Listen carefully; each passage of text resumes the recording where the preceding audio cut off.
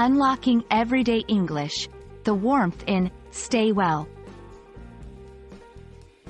Hello, everyone. Today we're going to unfold the layers of a common but heartfelt English phrase, stay well. Whether you've heard it in passing conversations or as a goodbye, it's a phrase that carries more than just its literal meaning. So, let's dive into the subtleties and learn how to use stay well in your daily English conversations. When we break down the phrase, stay well, we're looking at two components.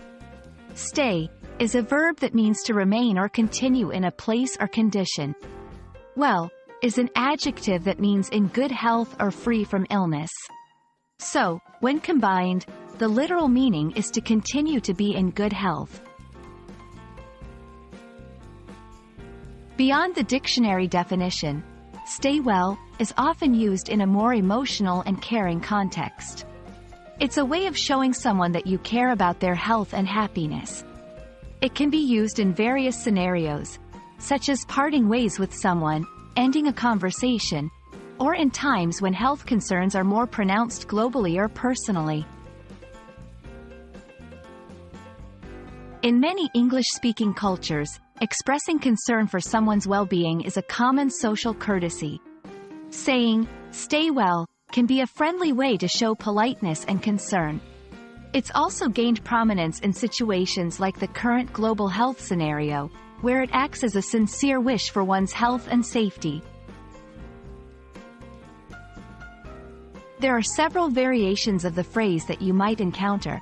Phrases like, take care, be well, or keep healthy, all convey similar sentiments. It's a flexible expression, and you can adjust it based on the level of formality or familiarity you have with someone. To help you practice, let's look at some examples. As a farewell, it was great seeing you today. Stay well. In a professional email, thank you for your time. Stay well until our next meeting. During uncertain times, with everything going on right now, it's important that we stay well and support each other.